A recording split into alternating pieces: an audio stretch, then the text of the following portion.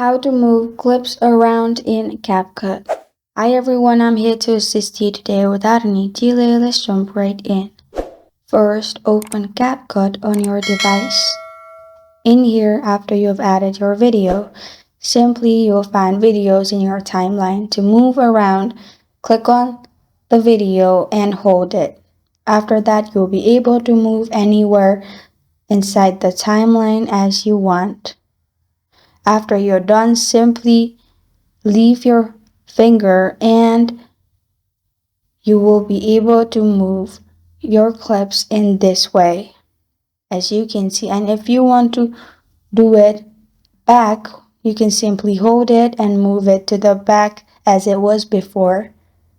And this is how to move clips around in CapCut.